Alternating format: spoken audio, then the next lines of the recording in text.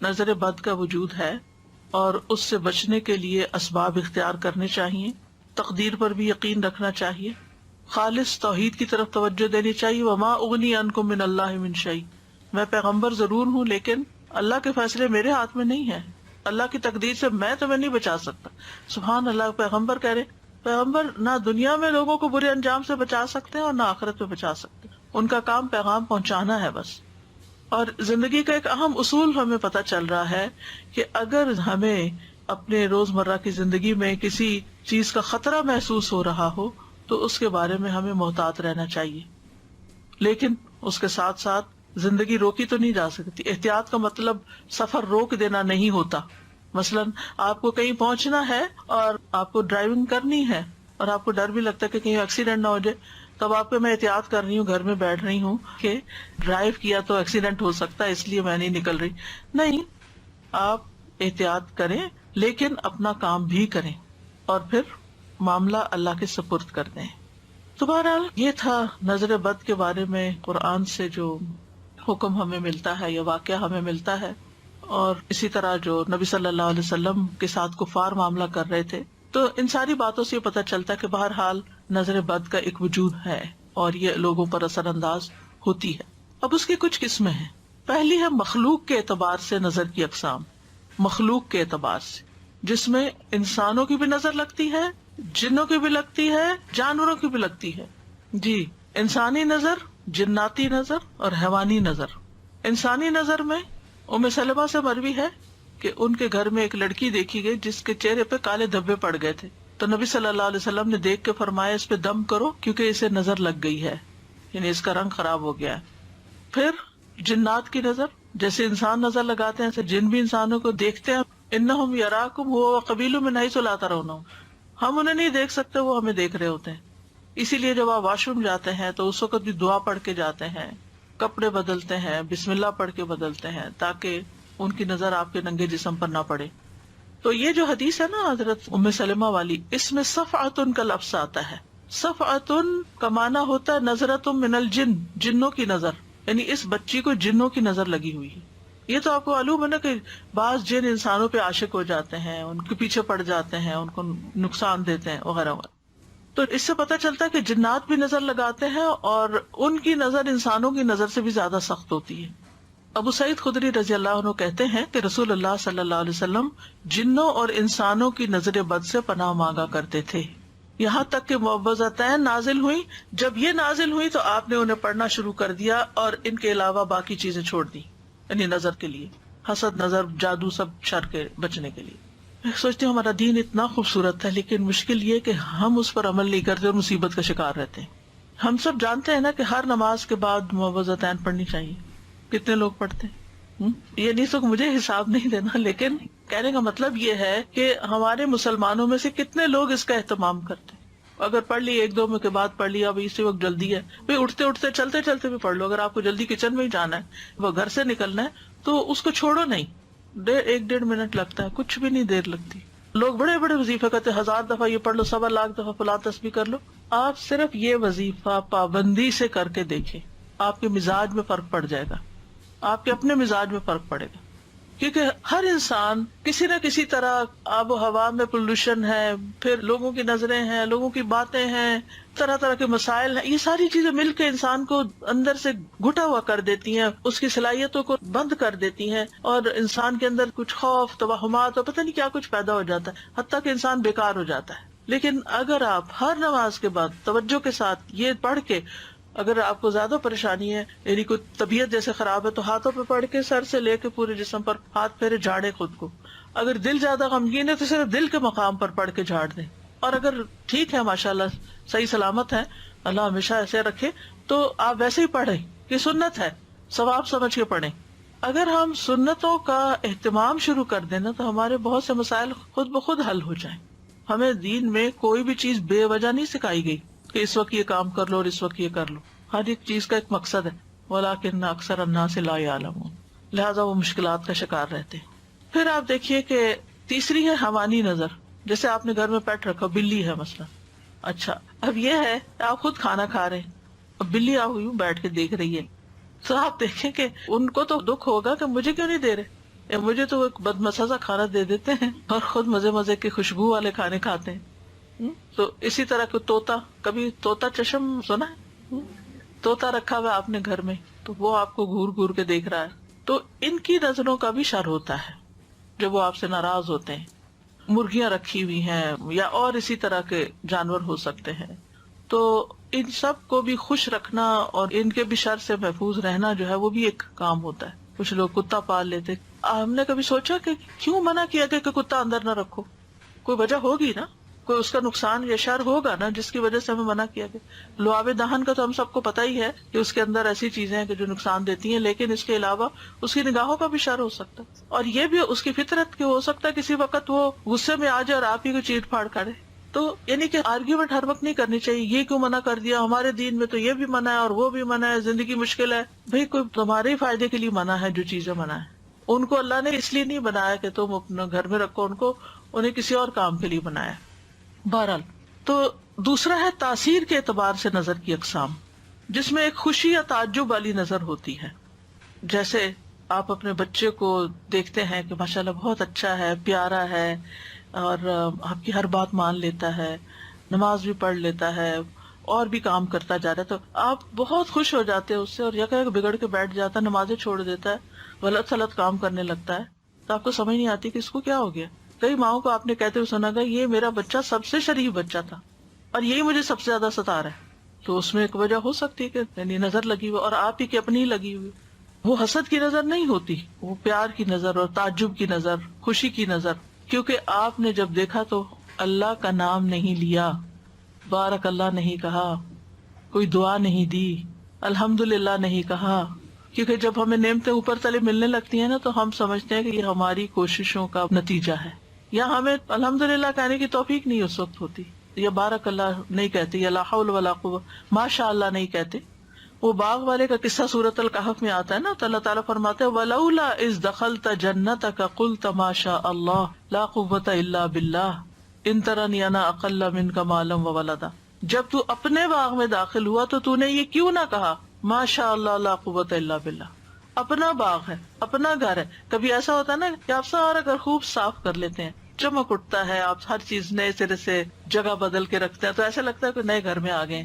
تو اس وقت ہم دیکھا میں نے کتنی محنت کی، دیکھا میں جب دل خوش ہو تو ماشاء اللہ کہیں، اپنا گھر دیکھ کے بھی ماشاء اللہ کہیں، اپنی شکل دیکھ کے ماشاء اللہ کہیں اگر بہت اچھی لگ رہی.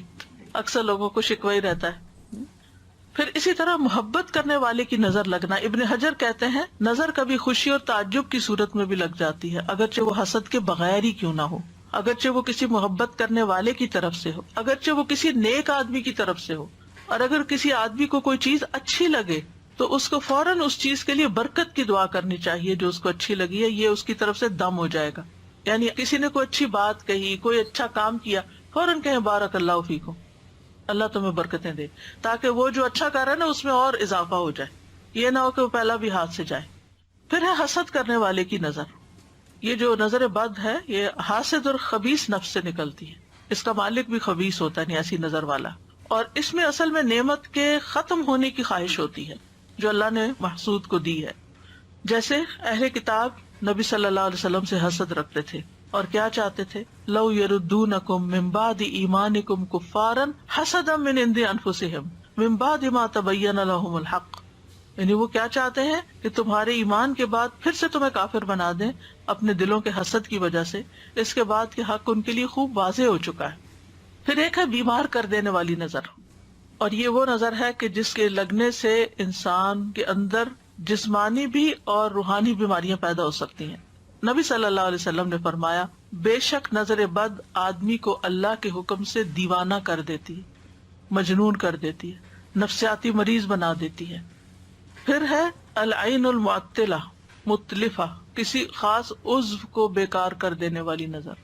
یعنی جسم کا کوئی حصہ بہت خوبصورت کسی کو لگ رہا ہے اور وہ دیکھتا ہے تو وہ حصہ کام کرنا چھوڑ دیتا ہے، شل ہو جاتا ہے یا بیکار ہو جاتا ہے. پھر آگ والی نظر، مہلک نظر، اور یہ وہ قسم ہے کہ جس کو لگتی ہے اس کے اوپر فوری شدید ترین اثر ہوتا ہے. اسمائی کہتے ہیں میں نے ایک آدمی کو دیکھا، اس کی نظر بہت کثرت سے لگتی تھی. اس نے کسی گائے کے متعلق سنا کہ اس کو اس کے دودھ کی دھار کا نکلنا اچھا لگا، تو اس نے کہا ان میں سے کون سی گائے ہے؟ تو انہوں نے اس گائے سے توریہ کرتے ہوئے کہا کہ فلاں گائے ہے. کوئی اور گائے بتا دی. وہ دودھ والی نہیں بتائی کہ اس کو نظر نہ لگ جائے. ہوا یہ کہ دونوں ہی ہلاک ہو گئی, دودھ والی بھی دوسری بھی. میں نے اسمائی سے یہ بھی کہتے ہوئے سنا, جب میں کوئی ایسی چیز دیکھتا ہوں جو مجھے اچھی لگتی ہے تو محسوس کرتا ہوں کہ میری آنکھوں سے ایک تپش حرارت نکلتی ہے, آنکھ میری گرم ہو جاتی ہے. اپنی فیلنگ, یعنی کہ ان کو یہ تھا کہ میری نظر لگ جاتی ہے. تو بعض اوقات کسی کو نہیں پتا کہ اس کی نظر لگتی ہے یا نہیں, لیکن بعض لوگوں کو خود محسوس ہو جاتا ہے کہ دیکھنے کے بعد اس کی آنکھیں جیسے جلن سی ہونے لگتی ہے نا آنکھوں میں, اس طرح کی کیفیت پیدا ہو جاتی ہے. جی السلام علیکم استاذہ جی. ایک صاحبہ خود کہتی ہیں کہ میری نظر بہت پتھر پہاڑ ہے تو مجھ سے سنبھل کے رہنا. تو ریئلی ان کو دیکھ ان کو فیل ہوتا ہے, بلکہ جب وہ کچھ بھی ایسے دیکھتی ہیں سب نے محسوس کیا ہے کہ نظر لگتی ہے ان کی, کیونکہ ان کے یہاں ایک ایکویریم تھا اور وہ فش بہت پھل پھول رہی تھی اچھی بہت. تو کہنے لگی کہ میں نے اس کو بولا بس تم جو ہے نا بہت کھا لیا تم نے, تم بہت زیادہ اچھی ہو رہی ہے تو صبح مر جانا. اور یقین کریں وہ صبح میں فش ختم ہو گئی. اور ایک دن وہ آئی اور انہوں نے کہا وہ تمہارے گلاس کتنے پیارے ہیں, لیکن ماشاءاللہ نہ میں کہہ سکی, بھول گئی. اور تو صبح میں وہ دونوں گلاس جب ڈش واشر سے نکالے اسی کونے سے جہاں انہوں نے کہا تھا نا اس کے کونے کتنے پیارے ہیں جو اوپر کی, وہ دونوں ٹوٹے ہوئے تھے. تو ماشاء اللہ کہنا بہت بہت ضروری. اگر وہ نہیں کہہ رہی تو خود کہنا ضروری ہے. ماشاء اللہ. اب نظر لگنے کی وجوہات کیا ہوتی ہیں؟ پہلی بات یہ کہ جو کچھ ہوتا ہے اللہ کے حکم سے ہوتا ہے. ان الحکم الا للہ.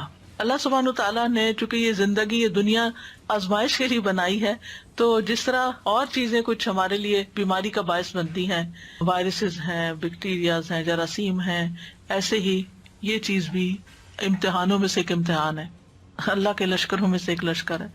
پھر اسی طرح یہ یاد رکھنا چاہیے کہ ما اصاب من مصیبت الا باذن اللہ, اللہ کے اذن سے ہی مصیبت آتی. پھر یہ کہ یہ تقدیر میں تکلیف لکھی ہوتی ہے, اس کا سبب بن جاتا ہے کوئی. نبی صلی اللہ علیہ وسلم نے فرمایا نظر لگنا برحق ہے, اگر کوئی چیز تقدیر پر غالب آ سکتی تو وہ نظر بد ہے. ایک وجہ یہ بھی ہے کہ انسان کی زندگی میں اذکار اور تلاوت اور اللہ کے نام کی کمی ہوتی ہے. ابن قیم کہتے ہیں کہ نظر بد ایک قسم کے تیر ہوتے ہیں جو محسود اور معیون کی طرف حاسد یعنی حسد کرنے والے اور نظر لگانے والے کے نفس سے نکلتے ہیں. کبھی ان کا نشانہ لگ جاتا ہے, کبھی خطا ہو جاتا ہے. پھر اگر یہ تیر اس کو ننگا پاتے ہیں, اس پر کوئی بچاؤ کا سامان نہیں, یعنی اذکار وغیرہ کی کوئی لیئر نہیں, اور یہ کہ صبح شام کے اذکار کی حفاظت کرنے والا نہیں, تو تیر اس کو لگ جاتا ہے اور اس پر اثر انداز ہو جاتا ہے. پھر اسی طرح یہ ہے کہ بعض اوقات اذکار وغیرہ پڑھنے کے باوجود بھی نظر لگ جاتی, اور وہ انسان کا امتحان ہوتا ہے, تقدیر ہوتی ہے, آزمائش ہوتی ہے. اب اس کی علامات کیا ہوتی ہیں؟ کچھ تو جسمانی عوارض ہوتے ہیں, یعنی بیماریاں ہوتی ہیں, جیسے چہرے پہ دھبے پڑ جانا. وہ حضرت ام سلمہ والی حدیث میں جس بچی کے چہرے پر دھبے تھے سیاہ, تو نبی صلی اللہ علیہ وسلم نے اس کے لیے دم کرنے کا کہا. پھر بلا وجہ رونا آتے جانا, جیسے بچے بلا وجہ روتے روتے, انہیں اٹھا رہے ہیں, بہلا رہے ہیں, کھلا رہے ہیں, پلا رہے ہیں, کچھ دے رہے ہیں, ان کو اثر ہی نہیں. اللہ اکبر. شاید آپ کو بھی کبھی یہ واقعہ پیش آیا ہو, بڑا بھی ہو سکتا ہے نا, بے وجہ رونا آتا چلا جاتا ہے, ہوتا ہے نا. یہ جو بچوں کا بلا وجہ روتے جانا ہے, اس کی دلیل یہ ہے کہ ایک مرتبہ نبی صلی اللہ علیہ وسلم تشریف لائے تو ایک بچے کے رونے کی آواز سنی. فرمایا یہ بچہ کیوں رو رہا ہے, کیا تم نے اس کو نظر بد کا دم نہیں کروایا, یعنی اس کو نظر لگی ہوئی ہے اس لیے رو رہا ہے. پھر بچوں کا کمزور ہو جانا, سب کچھ کھا رہے ہیں, پی رہے ہیں, بڑھ ہی نہیں رہے. آپ صلی اللہ علیہ وسلم نے اسما بنت امیس سے کہا کیا بات ہے, میں اپنے بھائی یعنی جعفر کے بیٹوں کے جسموں کو دبلا پتلا دیکھتا ہوں, کیا انہیں فقر و فاقہ رہتا ہے؟ انہوں نے کہا نہیں, بلکہ انہیں نظر بد بہت جلد لگ جاتی ہے. آپ نے فرمایا انہیں دم کرو. انہوں نے آپ کے سامنے چند کلمات پیش کیے تو آپ نے فرمایا انہیں دم کرو, یہ ٹھیک ہے یہ پڑھ کے دم کر دو. پھر اسی طرح بعض اوقات گرنا اور پھسلنا, یعنی آپ چل رہے ہیں, ٹھیک ٹھاک چل رہے ہیں, جیسے اس دن کسی بہن نے کہا تھا کہ ان کا پاؤں فریکچر ہو گیا تھا چلتے چلتے, یا اسی طرح انسان گر پڑتا چلتے ہوئے, یا اوپر سے پھسل جاتا ہے, یا کوئی بھی ایسی وجہ بھی بن جاتی, یعنی ٹھیک چل رہا ہوتا ہے معاملہ اور اچانک بے وجہ کوئی ایسی مصیبت آ پڑتی ہے. رسول اللہ صلی اللہ علیہ وسلم نے فرمایا بے شک نظر آدمی کو دیوانہ کر دیتی ہے اللہ کے حکم سے, حتیٰ کہ کبھی ایسا ہوتا ہے کہ وہ اونچی جگہ پر چڑھتا ہے پھر وہاں سے گر پڑتا ہے. ابن عباس کہتے ہیں نبی صلی اللہ علیہ وسلم نے فرمایا نظر کا لگ جانا برحق ہے اور یہ اوپر چڑھنے والے کو پھسلا دیتی ہے. کبھی جان خطرے میں پڑ جاتی, شدید بیماری لاحق ہو جاتی ہے. عبداللہ بن عامر کہتے ہیں کہ عامر بن ربیعہ اور سہل بن حنیف یا حنیف دونوں غسل کرنے کے ارادے سے نکلے. وہ کوئی اوٹ تلاش کر رہے تھے کہ چھپ کے ذرا نہا لیں. سہل نے اون کا جبہ اتارا. عامر کہتے ہیں میں نے اسے دیکھا تو اسے میری نظر لگ گئی. وہ پانی میں اتر کر نہانے لگ گیا. میں نے پانی میں اس کے بڑبڑانے کی آواز سنی. میں اس کے پاس آیا, 3 دفعہ آواز دی, اس نے جواب نہ دیا. پھر میں نبی صلی اللہ علیہ وسلم کے پاس آیا اور ساری بات بتائی. آپ تشریف لائے اور پانی میں داخل ہو گئے. گویا میں اب بھی آپ کی پنڈلیوں کی سفیدی دیکھ رہا ہوں. آپ نے اس کے سینے پر 3 دفعہ ہاتھ مارا, پھر یہ دعا دی, اللہم اذہب عنہ حرہا وبردہا ووصبہا, اے اللہ اس کی گرمی اور سردی اور بیماری اور لاغری دور کر دے. پھر کھڑے ہوئے اور فرمایا, جب کسی کو اپنے بھائی کا وجود یا کوئی مال پسند آئے تو اس کے لیے برکت کی دعا کرے, کیونکہ نظر کا لگ جانا برحق ہے. یعنی وہ اتنی دیر میں ہی جیسے گویا کہ دنیا سے جانا شروع ہو گئے ہیں. اسی طرح دیگر جسمانی علامات بھی ہوتی ہیں, جیسے سر کا دکھنا, بے وجہ بخار چڑھ جانا بغیر کسی وجہ کے, دونوں یا کسی ایک کندھے میں درد ہونا جیسا کہ کوئی انگارہ یا تپش ہو, ایک کندھے میں یا بازو کا پیچھے ایک جگہ ایسے جلنے سے لگ جاتی ہے. پشت کے نچلے حصے میں درد ہونا, یعنی بیک بون پہ نیچے کی طرف. قرآن سنتے وقت جمائیوں کا زیادہ نہیں, یون بہت کرنا. جب فضا میں خنکی ہو تو جسم کی حرارت کا بڑھ جانا ٹھنڈک سے, اور اس کے برعکس بھی گرمی ہو تو جسم کو بہت ٹھنڈا ہو جانا, اپوزٹ ٹیمپریچر پہ چلے جانا. بالوں کا اچانک گرنا کہ پورے پورے لچھے ہاتھ میں آنے لگ جائیں. ذہنی پراگندگی زیادہ ہونا کہ فوکس نہیں کر پا رہے. وزن اچانک کم ہونا شروع ہو جانا. کھانے کی خواہش ختم ہو جانا. چیز کو ذہن میں رکھنے, حفظ کرنے اور سمجھنے کی قدرت نہ ہونا, فوگی سا ذہن ہو جانا. کثرت سے پسینے آنا اور پسینے کی بو کا بھی چینج ہو جانا, متغیر ہو جانا. جلد پر پھوڑے پھنسیوں یا خارش کا ظاہر ہونا. نیند کا کم آنا اور زیادہ تر جاگنا. علیحدگی اور تنہائی پسند کرنا. رونے کی خواہش کرنا یا ہمیشہ روتے ہی رہنا. تو یہ کبھی کبھی چیزیں اکٹھی بھی ہو سکتی ہیں اور کبھی کوئی ایک بھی ہو سکتی ہے, اور ان میں ایک راکی فرق کر سکتا ہے جو تجربہ کار ہوتے ہیں. پھر اجتماعی عوارض, مجالس سے علیحدگی اختیار کر لینا, اینٹی سوشل ہو جانا, کسی سے ملنا جلنا نہیں. مال میں برکت نہ ہونا. معیار زندگی اچانک گر جانا. کام سے نفرت, باوجود قدرت اور ہمت کے کام کرنے کی خواہش نہ رہنا. رزق تلاش کرنے سے روگردانی کرنا, بہت کام کر لیا, میں ریٹائرمنٹ لینا چاہتا ہوں. لوگوں پہ تہمت لگانا کہ یہ مجھے گھورتے ہیں, یہ بھی اس کی ایک علامت ہوتی ہے. کتنی عجیب بات ہے کہ فلاں مجھے دیکھ رہا تھا, فلاں مجھے گھور رہا تھا. اور اسی طرح کے دیگر نفسیاتی بیماریوں کا پیدا ہو جانا. اب کرنے کا کام کیا ہے؟ سب سے پہلے تو اللہ پہ بھروسہ کریں. مَا مِن دَابَّةٍ إِلَّا هُوَ آخِذٌ بِنَاصِيَتِهَا, سب کی پیشانی کے بال اللہ کے ہاتھ میں ہیں, سب اللہ کے کنٹرول میں ہیں. حسبی اللہ لا الہ الا هو علیہ توکلت وہو رب العرش العظیم. فوراً اللہ کی طرف رغبت کریں, اللہ کی پناہ لیں. نبی صلی اللہ علیہ وسلم نے فرمایا اللہ تعالیٰ سے نظر لگنے سے پناہ مانگو, جیسے ہم اور چیزوں سے مانگتے ہیں نا پناہ کہ ان سے بچا اللہ تعالیٰ ہمیں, تو اس سے بھی بچنے کی دعا کرنی چاہیے, کیونکہ نظر کا لگ جانا برحق ہے. رسول اللہ صلی اللہ علیہ وسلم نے فرمایا اللہ تعالیٰ فرماتا ہے میرا محبوب بندہ اگر مجھ سے مانگتا ہے تو میں اسے دیتا ہوں, اگر وہ کسی دشمن یا شیطان سے میری پناہ مانگتا ہے تو میں اسے محفوظ رکھتا ہوں. پھر نعمتوں کو چھپانا, بہت زیادہ نعمتوں کا اظہار نہ کریں, لوگوں کو نہ بتائیں میرے پاس یہ بھی ہے یہ بھی ہے یہ بھی ہے, کیونکہ دوسرے لوگوں کو پھر حسد ہونے لگتا ہے. ابو ہریرہ رضی اللہ عنہ مرفوعاً یعنی نبی صلی اللہ علیہ وسلم سے روایت کرتے ہیں تم اپنی ضرورتوں کو پورا کرنے کے لیے ان کو رازداری میں رکھ کر مدد حاصل کرو, بے شک ہر صاحب نعمت حسد کیا جاتا ہے. پھر ہے حاسد سے بچ کے رہنا, یعنی جس کا پتہ چل جائے کہ یہ آپ سے جیلس ہے اس سے بس تھوڑا تعلق کم کریں, ضرورت سے ہی ملے. کوئی بھی اچھی چیز دیکھ کر برکت کی دعا دینا, ماشاء اللہ لا قوت الا باللہ پڑھنا. مال کے علاوہ کچھ اور چیز اچھی لگے تو بارک اللہ کا لفظ استعمال کرنا. مال اچھا لگے, گھر اچھا لگے تو ماشاء اللہ لا قوت الا باللہ, لیکن اگر اس کے علاوہ کوئی چیزیں اچھی لگے تو اللہ برکت دے, بارک اللہ فیکم بارک علیکم. اسی طرح دنیا کی اگر کوئی چیز بہت اچھی لگ رہی ہے تو آخرت کو یاد کریں, لبیک ان العیش عیش الاخرہ, اصل زندگی تو آخرت کی زندگی ہے, یہ تو ختم ہو جانے والی ہے. اگر کسی کے پاس ہے بھی تو کتنے دن کے لیے.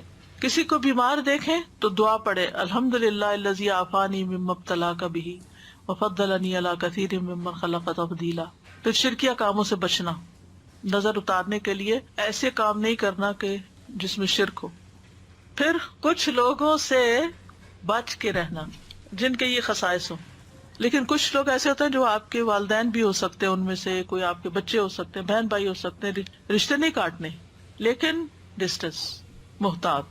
نمبر 1 ایسا شخص بہت شکایتیں کرنے والا، جس کو ہر ایک سے شکایت ہو، اس سے بچ کے رہیں، اس سے دور رہیں، کیونکہ وہ آپ کو بیمار کر دے گا ہر وقت منفی باتیں کر کر کے۔ نمبر 2 عربی میں کہتے ہیں مصاص السعادہ، جو آپ کی خوشی کو سک کر لے، خوشیاں سک کر لینے والے۔ وہ کیسے کرتے ہیں؟ یعنی آپ کے خوش ہونے کا وقت ہے، وہ کوئی ایسی بات کریں گے کہ آپ کی خوشی دری کی دری رہ جائے گی۔ اور یہ ایک دفعہ نہیں، کئی دفعہ آپ تجربہ کر چکے ہیں کہ آپ کو اللہ نے کوئی نعمت دی ہے، کوئی گھر دیا ہے، اولاد دی ہے، کوئی ڈگری دی ہے، کوئی چیز جو دنیا کی نعمتیں ہیں، اب وہ پہنچ جاتے ہیں، مثلا ہمیں تو تم نے پوچھا ہی نہیں تھا، ہمیں تو بتایا ہی نہیں تھا، یعنی ایسی بات کریں گے کہ آپ بھول ہی جائیں گے کہ آپ نے کس لیے لوگوں کو انوائٹ کیا تھا۔ پھر شک کرنے والے لوگ، جو آپ کی ہر چیز پر شک کریں، آپ کہاں تھے، آپ کیا کر رہے تھے، آپ نے یہ کیوں کیا۔ اور خاص طور پر اگر ہسبینڈ شکی ہو یا بیوی، یہ نہیں صرف ہسبینڈ ہوتے ہیں، یقین کریں میں نے عورتوں کو زیادہ دیکھا ہے مردوں پہ شک کرتے ہوئے۔ کئی خواتین نے یہ مسئلہ مجھ سے پوچھا کہ ہم اپنے ہسبینڈ کے موبائل چیک کرتے ہیں ایگزٹ ہو کے، اگر آپ کو مصیبت میں پڑنا ہے تو کر لیں چاہیے، یعنی اپنے آپ کو خود پریشان کرنے والی بات ہے نا، تجسس کیوں کرتے ہیں؟ کوئی کام ہو سکتا ہے، کوئی بات ہو سکتی ہے، لیو اٹ، اللہ پہ توکل کریں۔ نمبر 4 آپ کو کنٹرول کرنے والے، ان لوگوں سے بچ کے رہیں۔ کچھ لوگ یعنی کہ آپ کو اپنی مرضی سے سانس بھی نہ لینا دینا چاہیں، ہر وقت وہ آپ کے اوپر ایک یعنی اعتراض شروع کر دیں گے کہ آپ نے یہ کیوں کیا، آپ وہاں کیوں جا رہے ہیں، یہ کرنے کی کیا ضرورت ہے، یعنی وہ چاہتے ہیں ہر چیز ان کی مرضی کے مطابق ہو۔ پھر کمیونیکیٹ نہ کرنے والے، یعنی آپ کے ساتھ کنورسیشن نہیں کرتے، آپ کے ساتھ تعلق ہے، آپ سے بات نہیں کرتے، آپ کے پیچھے پیچھے باتیں کرتے ہیں، یعنی آپ ان سے کوئی بات کرنا چاہتے ہیں، وہ آگے سے کچھ اور، آپ کچھ کہہ رہے ہیں، وہ کچھ اور کہہ رہے ہیں، عجیب تماشا ہے، یعنی ایسی ڈسپیرٹی ہے کہ نہ آپ کی بات ان کو سمجھ آ رہی، نہ ان کی آپ کو سمجھ آ رہی۔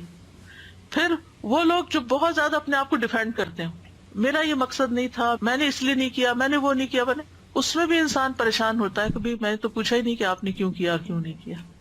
پھر اسی طرح حسد کرنے والے، یعنی جو لوگ آپ سے حسد کرتے ہیں ان سے بھی بچ کر رہیں، یعنی کم ملے ان سے، اپنی نعمتوں کا ان کے سامنے تذکرہ نہ کریں۔ پھر من چلے سے لوگ جو ہر وقت انہیں کوئی کسی ایک بات پر نہ رہے، ہر وقت اپنا سٹینس بدل دیں۔ نان سیریس بھی ہو سکتے ہیں، لیکن یعنی آپ ان کو ایک بات کہتے ہیں، وہ کہتے ہیں ہاں ٹھیک ہے، پھر تھوڑی دیر میں وہ کہیں اور جاتے ہیں، وہاں سے کچھ اور سن کے آ جاتے ہیں، پھر آپ کو کہتے ہیں نہیں یہ ٹھیک نہیں ہے، یعنی کوئی استقامت نہیں زندگی میں۔ آپ ان پہ ٹرسٹ نہیں کر سکتے کہ آپ ان کو کوئی کام دیں گے، کوئی رسپانسبلٹی دیں گے تو وہ کچھ کریں گے، وہ لیک آف میچورٹی سے ہوتا ہے۔ پھر بخیل، کچھ خرچ نہ کرنا چاہیں۔ پھر ایکسپلائٹرز، آپ کو ایکسپلائٹ کرنے والے، آپ کو جانے بغیر آپ کی غیبت کرنے والے، ایسے لوگوں سے متھا نہ لگائیں۔ یا کسی کو جانے بغیر، مثلا نہ آپ کسی پولیٹیشین کو جانتے ہیں، نہ آپ کبھی اس سے ملے ہیں، نہ آپ کو کوئی حقیقت پتا ہے، جھوٹے پروپیگنڈے سن کے آپ بھی ساتھ شامل ہو جاتے ہیں، فلاں چور ہے، فلاں ایسا، فلاں ویسا۔ یہ آپ نے کون سی چیز دیکھی تھی، آپ کی آنکھوں نے دیکھی تھی یا کانوں نے اس کے منہ سے کچھ سنا تھا، فرسٹ ہینڈ انفارمیشن کیا آپ کے پاس؟ اس قسم کے لوگ جو لوگوں کی برائیاں آپ سے آ کے کریں، ان سے بھی بچ کے رہیں۔ تو یہ سارے لوگ کسی نہ کسی طرح آپ کی زندگی کو حرام کر دیتے ہیں۔ پھر آپ کہیں گے جائیں کہاں؟ اگر ہمارے اندر اس میں سے کوئی چیز ہے تو اس کو باہر نکال دیں۔ دوسری بات یہ ہے کہ سبق اس سے یہ ملتا ہے کہ ٹو مچ سوشلائزنگ جو ہے وہ انسان کے لیے نقصان دہ ہے، کیونکہ ہم میں سے ہر ایک کے اندر ان میں سے کوئی نہ کوئی چیز ہو سکتی ہے نا، بلکہ ہے کسی نہ کسی درجے، تھوڑی صحیح زیادہ صحیح کرتے ہیں نا کچھ، تو پھر خواہ مخواہ کی یعنی انسان کی زندگی ضائع ہوتی ہے، وقت ضائع ہوتا ہے، صلاحیتیں ضائع ہوتی ہیں۔ بہتر ہے انسان کو پروڈکٹیو انسان بننے کے لیے اپنی زندگی کا کوئی گول رکھیں، اپنے آپ کو مصروف کریں اور کسی کام میں اپنے آپ کو لگا لیں تاکہ ان چیزوں سے آپ کو چھٹکارا ہو۔ پھر قرآن سے علاج کریں، کیونکہ قرآن شفا ہے۔ قل هو للذین آمنوا ھدی وشفاء، سورۃ فصلت میں آتا ہے، سورۃ اسراء میں ہے، وَنُنَزِّلُ مِنَ الْقُرْآنِ مَا هُوَ شِفَاءٌ وَرَحْمَةٌ لِّلْمُؤْمِنِينَ وَلَا يَزِيدُ الظَّالِمِينَ إِلَّا خَسَارًا۔ یاد رکھیے جس طرح قرآن ہدایت ہے نا، ایسے ہی قرآن شفا ہے۔ قرآن سے ہدایت بھی لینی چاہیے، قرآن سے شفا بھی حاصل کرنی چاہیے۔ ہم ہدایت کی کتاب تو اس کو سمجھتے ہیں کہ ہدایت کے لیے پڑھو، لیکن شفا کے لیے نہیں پڑھتے، تو شفا کے لیے بھی پڑھنے کی ضرورت ہے۔ حضرت عائشہ کہتی ہے کہ رسول اللہ صلی اللہ علیہ وسلم ایک مرتبہ ان کے پاس تشریف لائے تو دیکھا کہ ایک عورت انہیں دم کر رہی ہے۔ آپ نے فرمایا کتاب اللہ کے ساتھ اس کا علاج کرو۔ سورۃ فاتحہ سے علاج، وہ جو ایک سردار کو بچھو کاٹ گیا تھا جس نے مسلمانوں کی مہمانی سے انکار کیا تھا، تو ان کا جو لیڈر تھے انہوں نے ان کو دم کر کے ان کا علاج کیا. سورۃ البقرہ کی تلاوت کرنا اور سننا، نبی صلی اللہ علیہ وسلم فرمایا سورۃ البقرہ پڑھا کرو، کیونکہ اس کا پڑھنا باعث برکت اور اس کا چھوڑنا باعث حسرت ہے، اور جادوگر اس کو حاصل کرنے کی طاقت نہیں رکھتے. تو روز پڑھنے کا وقت مقرر کریں، شفا کی نیت سے پڑھیں، ہدایت کی نیت سے بھی پڑھیں لیکن شفا کی نیت سے بھی پڑھیں. اور اس وقت میں اور کام، موبائل بند، لوگوں کے ساتھ بات چیت بند، اپنا وظیفہ کر کے اٹھیں. خاص طور پر اگر بیمار ہیں یا کوئی مسئلہ ہے، کر سکے تو روز ایک دفعہ پڑھ لے، پوری آدھی پڑھ لے، 4 حصے کر لیں، اس کے 6 حصے کر لیں، جیسے بھی آسانی ہو. پھر نظر اور حسد سے متعلق جو آیات ہیں ان کی تلاوت کرنا، جیسے وَإِن يَكَادُ الَّذِينَ كَفَرُوا، یہ ایک کارڈ ہے بڑا خوبصورت سا ایول آئی کے بارے میں. یہ جو میں آپ کو معلومات دے رہی ہوں اس میں سے کچھ معلومات بھی آپ کو اس میں ملیں گی اور دعائیں بھی ملیں گی. پھر اسی طرح نظر اور تکلیف کو دور کرنے والی دعائیں، یہ کارڈز موجود ہیں، ان سے فائدہ اٹھائیں.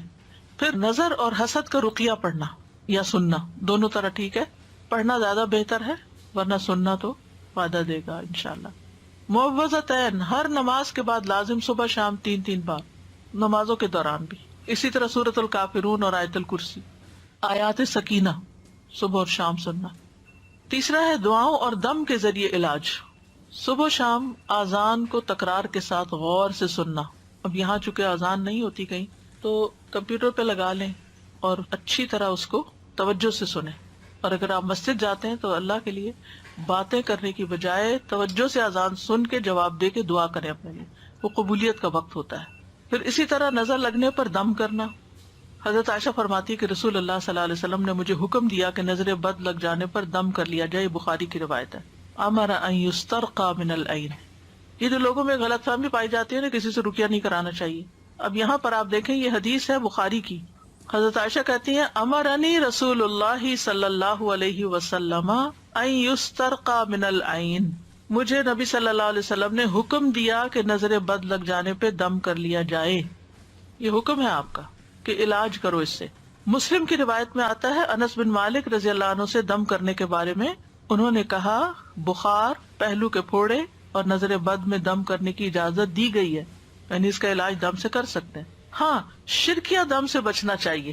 جس دم سے بچنے کا حکم ہے نا وہ شرکیہ دم ہے. عوف بن مالک کہتے ہیں ہم جاہلیت میں دم کیا کرتے تھے. ہم نے عرض کیا اللہ کے رسول صلی اللہ علیہ وسلم آپ اس بارے میں کیا فرماتے ہیں؟ آپ نے فرمایا تم اپنے دم میرے سامنے پیش کرو. کیا پڑھتے تھے؟ اور ایسے دم میں کوئی حرج نہیں جس میں شرک نہ ہو. یعنی اس کا مطلب کیا ہے پھر کہ وہ اگر قرآن اور سنت سے نہیں بھی لیکن الفاظ صحیح ہیں، اللہ کو پکارا جا رہا ہے تو اس سے بھی دم کر سکتے ہیں، اس کی بھی اجازت ہے.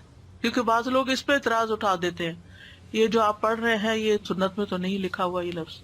یعنی جب تھوڑا تھوڑا دین پڑا ہوتا ہے نا پھر ہر چیز میں ہم آبجیکشن شروع کر دیتے ہیں، اس کی ڈیپتھ میں جائے بغیر، اس کے اصل مقصد کو سمجھے بغیر. نظر بد کا ایک خاص علاج غسل ہے. جس کی نظر لگی ہو اس کے جسم کا وضو کے اعضاء کا پانی لے کر جسے نظر لگی ہو اس کے کندھوں پہ زور زور سے بہانا چاہیے، ایسے پھینکنا چاہیے اس کو. حضرت عائشہ فرماتی ہیں کہ آپ کے زمانے میں نظر لگانے والے کو حکم دیا جاتا تھا کہ وہ وضو کرے، پھر اس کے استعمال شدہ پانی سے جسے نظر لگی ہوتی ہے اسے غسل دیا جاتا. اس کا طریقہ کیا ہے؟ جب آپ نے حضرت عامر کو وضو کا حکم دیا تو انہوں نے اپنا چہرہ، ہاتھوں، کونیوں اور دونوں گھٹنے تک ٹانگیں، صرف پاؤں نہیں، گھٹنے تک تھوڑا سا ٹانگوں کا اندرونی حصہ ان کو دھویا اور پھر اس پانی کو کلیکٹ کیا گیا اور حضرت سہیل کے پیچھے کندھوں پر پھینکا گیا، جس کی وجہ سے ان سے اثر دور ہو گیا. یعنی ایک آدمی ان کے سر پر ان کے پیچھے سے پانی بہا رہا تھا، ٹھیک ہے نا، کیونکہ اگر آگے سے پائیں گے تو منہ میں چلا جائے گا. پیچھے سے پیالے کو الٹ رہا تھا. جو ہی غسل ختم ہوا حضرت سہیل اس طرح چل دیے جیسے کوئی تکلیف ہی نہ ہوئی. جو ہاتھ دھونے کا حکم ہے نا وضو کی طرح نا کونیوں تک دھونے ہوتے ہیں ہاتھ، ٹھیک ہے، پاؤں بھی گھٹنوں تک. پتہ نہیں کس کی لگی ہے تو جس مجلس میں لگی ہے اس کے سارے لوگ ایک پیالے میں پانی کے اندر ہاتھ ڈالیں جی، اور پھر اس پیالے سے اس کے اوپر وہ پانی ڈالا جائے، چھینٹے مارے جائیں.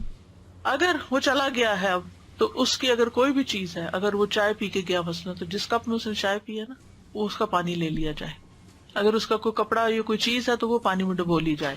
یہ اس سے شفا ہو جاتی ہے. اصل میں اگر دین نہیں پڑھا نا اس لیے برا مانتے ہیں. اگر مجھ سے کوئی کہے کہ پانی دے دے تو میں تو دے دوں گی، مجھے تو کوئی مسئلہ نہیں ہے، میں تو انسان ہوں، کمزور ہو سکتا ہے، میری نظر لگ گئی ہے، نظر پر حق ہے، کیا ہوا، محبت سے بھی لگ جاتی ہے. تو اگر نہیں پتا نا تو یہ میں کہہ رہی ہوں کہ جہاں آپ کو لگا کہ اس مجلس میں گئی تھی اور یہاں لگی تھی، وہاں جتنے لوگ ہیں ان سے ریکویسٹ کریں کہ یہ پانی کا پیالہ ہے، اس کے اندر ہاتھ ڈال دیں، بس ہاتھ ڈالنا ہے سب نے، بس انہیں بتا دیں کہ یہ نظر کا علاج ہے اور سب کا پانی لے رہے ہیں تاکہ کوئی ایک پن پوائنٹ نہ ہو. ٹھیک ہے نا. پھر قرآنی آیات پڑھی جائیں جن میں لفظ حسد آتا ہے، جیسے کفارن حسدن من عند انفسہم، البقرہ 109، النساء 54، ام یحسدون الناس والی آیت. پھر سورۃ طٰہٰ 131، ولا تمدن عینیک الی ما متعنا بہ. سورۃ کہف 39، ولولا اذ دخلت جنتک قلت ما شاء اللہ. پھر سورۃ الملک 1-4، فرجع البصر هل تری من فطور والی آیت جو ہے نا، تبارک الذی سے لے کے ینقلب الیک البصر خاسئا وهو حسیر تک. پھر وَإِن يَكَادُ الَّذِينَ كَفَرُوا لَيُزْلِقُونَكَ والی آیت سورۃ القلم 51. پھر سورۃ الاسراء کی آیت 82، وَنُنَزِّلُ مِنَ الْقُرْآنِ مَا